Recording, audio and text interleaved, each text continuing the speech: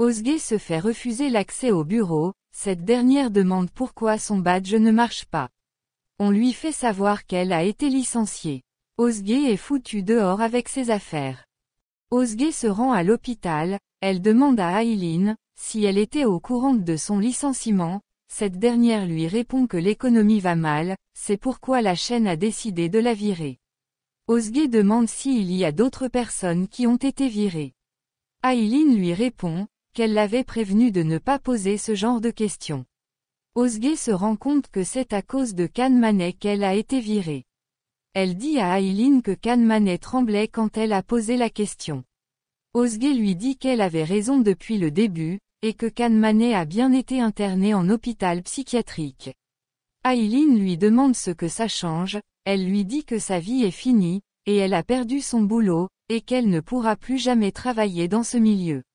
Ozge lui répond qu'elle le prouvera, elle partira à la recherche des preuves. Aileen lui dit qu'elle a officiellement perdu la tête. Elle lui demande où elle va l'imprimer, où elle va le publier, elle lui dit que personne n'acceptera de le faire. Aileen lui demande si elle le partagera sur les réseaux sociaux. Elle la conseille de laisser tomber, sinon elle va finir par se perdre. Ozge s'en va demander après Kan Manet, sa secrétaire lui dit ni Kan Manet, ni Kaya ne l'attendent. Ozge passe un coup de fil, elle demande l'adresse de Kan Manet pour lui faire livrer un cadeau. La personne au bout du fil lui demande de l'envoyer à la chaîne. Ozge demande l'adresse de sa clinique. Elle dit à la dame que Kan Manet vient de bousiller sa vie. Ozge se fait raccrocher au nez, puis se met à pleurer. Elle promet se venger de Kan Manet, en le détruisant. Denise répète avec sa troupe, il les arrête, et leur demande de prendre plaisir quand ils dansent, jouent de la musique, il leur demande de ne pas danser comme les pantins. Il leur dit qu'il y a d'autres personnes qui sont dans des amphithéâtres en train de prendre des cours qui ne les intéressent pas, qui ne leur procurent aucun sentiment, ils s'ennuient à mourir. Denise leur dit qu'ils ont de la chance d'être des musiciens, danseurs, qui peuvent s'amuser et travailler en même temps. Il leur dit qu'ils sont dans le monde de Tchaïkovski. Denise reprend les répétitions, Monsieur Pacha Oglou est accompagné d'un monsieur, il regarde les répétitions pendant quelques minutes, puis il s'en va. Denise fait une pause, puis rejoint le monsieur. Ce dernier lui dit que le public et l'ouverture de l'école de danse a fait son effet. Il lui dit ensuite qu'ils ont eu la visite de Monsieur Pacha Oglou qui était ravi, et que ce dernier veut voir la troupe de Denise performer à la soirée des 40 ans de son entreprise. Denise lui dit que non, ce n'est pas possible, parce que la troupe a interdiction de travailler autre part. Il lui dit encore que c'est pour respecter leur art qu'ils ont interdiction, et qu'il n'est pas approprié qu'ils performent pour une soirée d'entreprise.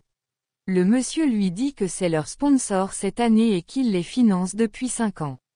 Le monsieur dit à Denise que s'il n'y a pas de sponsor, il n'y a pas de spectacle non plus. Denise se rend dans une salle, puis demande après Sarah. Il la voit, puis se présente. Sarah lui parle du programme de la soirée, du décor, des tenues et des emplacements. Denise l'arrête en lui disant qu'il n'y aura pas de spectacle. Sarah lui dit que si, il oublie que c'est leur seul sponsor. Denise lui répond que sa troupe respecte énormément l'art. Et que ce ne sont pas des troubadours payés à leur divertir pendant leur dîner. Sarah insiste, Denise lui propose de faire une version plus courte d'un ballet déjà travaillé et respecter leur art. Cette dernière refuse, et lui dit qu'il peut oublier l'argent et le sponsor. Denise dit à Sarah de faire attention que son argent et son égocentrisme ne lui montent pas trop à la tête puis s'en va. Kan Manet est en réunion avec son équipe, il leur fait comprendre que tout ce qu'ils ont proposé est nul. Il leur dit qu'il leur reste 2 jours pour trouver des invités. Il leur demande de chercher en tant qu'invités des chanteurs, acteurs moins célèbres aux vies ennuyeuses. Kaya lui répond qu'ils ont fait une proposition de 10 dossiers en une semaine, mais il n'est toujours pas satisfait. Kan Manet remarque que Zeynep ne mange pas ses gâteaux, il leur fait comprendre que personne n'a remarqué que Zeynep faisait un régime, et qu'elle a perdu 30 kilos. Il ajoute qu'elle prend des antidépresseurs et qu'elle est malheureuse. Kan Manet dit à Zeynep qu'il n'a rien contre lui mais il doit être honnête avec elle. Il dit à Zeynep qu'il ne supporte pas de voir une aussi belle femme et intelligente comme elle se faire du mal. Il lui dit qu'elle se torture pour rien et que ça n'en vaut vraiment pas la peine. Kan Mané dit à ses collègues, qu'il veut de l'honnêteté entre eux, il veut qu'ils lui donnent des conseils. Il leur dit que tout le monde a une faiblesse, il faut qu'ils la découvrent. Denise croise le directeur de l'école, ce dernier lui annonce qu'ils n'ont plus de sponsor et qu'il peut l'annoncer à sa troupe.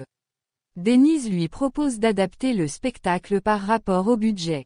Il lui répond qu'il n'y a plus de budget. Denise s'en va dans sa cachette secrète, il demande de la cigarette. La musicienne de sa troupe lui en trouve. Il lui demande si c'est elle qui a trouvé sa cachette secrète ou l'inverse.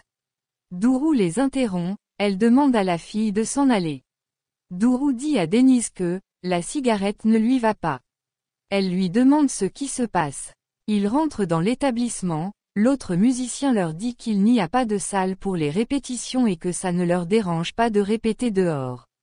Denise n'a pas eu le courage de leur annoncer la vérité. Denise est dépitée, Dourou lui demande d'arrêter de s'infliger ça. Elle lui demande d'arranger les choses en acceptant les conditions de Serra. Denise refuse, et dit que l'accepter c'est vendre son âme. Il lui dit qu'il ne veut pas détruire leur carrière en plein début. Dourou lui demande de la regarder, et de lui dire en face, que le spectacle auquel elle a répété d'arrache-pied est annulé à cause de ses principes. Elle lui demande de le dire aussi à ses élèves et de leur dire aussi qu'il a pris la décision pour leur bien. Denise sort de table. Kan Mané passe du bon temps avec Silla, cette dernière lui dit qu'elle reste dormir. Kan Mané lui dit qu'elle sait bien que personne ne dort avec lui. Silla lui parle de son manuel d'instruction. Kan Mané ne dort avec personne dans son lit, il est extrêmement poli.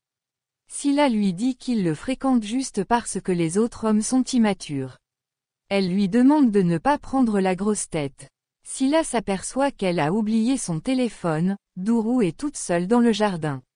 Silla demande à Kan Mané si c'est bien la danseuse, il lui répond que oui, c'est sa voisine.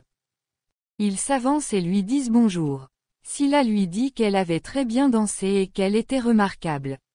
Elle lui demande quand est-ce qu'elle pourra encore la revoir sur scène. Dourou lui répond qu'elle ne sait pas. Kan Mané lui demande pour son spectacle de fin d'année. Dourou lui dit que ça a été annulé. Denise les interrompt, Dourou lui dit qu'elle a froid, Silla dit aussi à Kan Mané qu'elle a froid et qu'elle doit s'en aller. Kan Mané propose de prendre un café ensemble. Denise leur propose de le prendre chez eux. Kan Mané ne fait que regarder Dourou, et se perd dans ses pensées. Denise leur raconte qu'il n'y a pas de budget pour le spectacle. Silla s'étonne qu'une telle grande école des beaux-arts n'ait pas un budget. Denise lui dit que tout est financé par les sponsors et des dons généreux. Dourou leur dit que le sponsor qu'ils avaient, voulait leur faire tout et n'importe quoi. Denise dit à son tour, qu'il croit que tout ce qu'ils font sont du niveau des séries télé. Dourou demande à Silla d'excuser Denise parce qu'il ne regarde pas la télé. Dourou dit à Denise que Silla est une de ses actrices. Silla leur dit que les artistes et les élites ne regardent pas la télé, ils sous-estiment cet art. Il demande à Denise, comment il pourrait connaître les feuilletons et les séries télé. Denise s'excuse, Silla lui dit que ça ne dérange pas, elle sait comment les séries sont perçues, et que ce sont seulement des produits de consommation, il faut bien qu'elle gagne sa vie. Kan leur dit que Silla est très talentueuse. Silla demande à Kan Mané de les aider, ce dernier lui dit qu'il est pour que leur chaîne verse de l'argent à leur cause. Kan Mané leur dit qu'il pourra demander à Sadiq Kolan. Silla leur dit que si tout dépend de Sadiq Kolan, ils peuvent être sûrs que le problème du sponsor est réglé. Kan Mané promet lui parler demain. Denise et Dourou les remercient. Dourou lui dit qu'il leur sauvera la vie et les 40 artistes qui bossent dessus depuis des mois. Silla dit à Denise qu'il aimerait bien écouter ses musiques, et lui pourra regarder ses séries. Dourou remercie encore Kan Mané. Dourou demande à Denise pourquoi Silla ne reste pas dormir chez Kan Mané, elle trouve ça bizarre. Denise lui dit que peut-être que c'est une relation libre. Dourou ajoute que Silla a l'air très amoureuse et elle est très gentille. Denise s'inquiète un peu, Dourou lui dit que c'est quand même le grand Kan Mané. Il leur trouvera un parrainage. Manet demande à Kaya d'afficher les résultats. Beaucoup d'étudiants remercient Bill Gates, ils sont très contents de leurs notes, sauf elle. Bill Gates a eu un F. Les autres lui demandent comment elle a fait pour avoir un F alors que, eux ils ont eu des A. Manet les regarde puis s'en va. Bill Gates essaie de le rattraper dans l'ascenseur. Manet demande à Kaya si le dossier du parrainage a été signé. Ce dernier lui répond non, il dit que ça a été validé, mais par contre Sadiq Moura Kolan ne l'a pas encore signé. Manet demande d'aller voir Sadiq Moura. Bill Gates se rend dans le bureau de Manet, elle lui demande pourquoi elle a eu une mauvaise note. Manet lui demande depuis quand elle vend les devoirs. Et qui paye ses études. Bill Gates lui répond qu'elle est boursière. Manet lui demande ce qu'elle fait avec cet argent. Bill Gates lui répond qu'elle paye son déplacement avec et d'autres choses. Manet lui dit que pour une boursière c'est très grave. Qu'il en parlera au doyen qui enquêtera, elle sera soit suspendue, soit renvoyée. Bill Gates lui demande s'il va vraiment le faire. Manet lui demande ce qu'il ferait à sa place, elle qui est connue pour son honnêteté. Elle lui répond qu'elle ferait pareil. Manet lui dit que son avenir s'éloigne au moment où il parle. Il lui demande ensuite si elle a un rêve. Elle répond qu'elle n'en a pas, mais elle a plutôt un plan concret en tête. Elle veut devenir une bonne thérapeute. Elle lui dit qu'elle voudrait faire son master, sa bourse lui permettra de le faire à condition qu'il garde le silence. Manet lui demande ce qu'elle ferait pour qu'il se taise et que ses rêves se réalisent. Il lui demande de ramener la réponse lundi et de sortir. Kaya lui informe qu'il n'arrive pas à avoir un rendez-vous avec Sadiq Kolan. Manet ne comprend pas, il lui dit que son bureau est juste à 3 étages, Kaya lui répond que non à cet étage 2. Manet se déplace personnellement trouver sa secrétaire, il lui demande un rendez-vous avec Sadiq Kolan, cette dernière lui dit que son agenda est plein. Manet lui dit de lui trouver 5 minutes, il demande à la secrétaire de l'appeler. La secrétaire montre le chemin à Manet pour rencontrer Sadiq. Manet se retrouve dans une forêt et entend un coup de feu. Il demande à Sadiq Kolan de faire attention. Lui dit qu'il a failli lui tirer dessus. Sadiq lui dit qu'il a acheté cette arme et c'est sa première utilisation. Il lui recommande de s'acheter un fusil pour chasser le cerf. Manet lui répond qu'il n'est pas intéressé. Sadiq lui dit qu'il devrait, parce que c'est bien pour le corps et le cerveau, il dit ensuite que c'est un bon sport. Manet lui dit qu'avant d'appeler ça un sport ils doivent donner des armes au cerf. Au moins, l'homme et le cerf pourront tirer.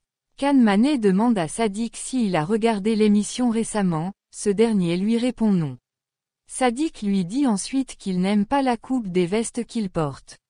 Il lui demande de voir son tailleur pour le régler. Manet lui répond qu'il le fera. Sadiq lui demande de lui parler du parrainage qui est apparemment grave pour qu'il vienne le déranger. Manet lui répond que ça le tient à cœur d'aider ou soutenir les artistes talentueux, et qu'il ne comprend pas pourquoi il ne l'a toujours pas signé.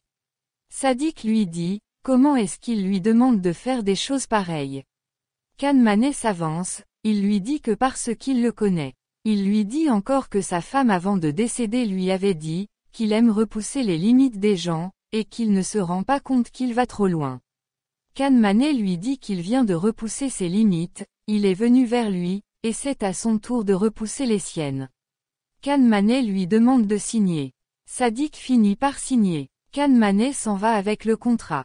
Sadiq regarde le dossier de Ozge la journaliste.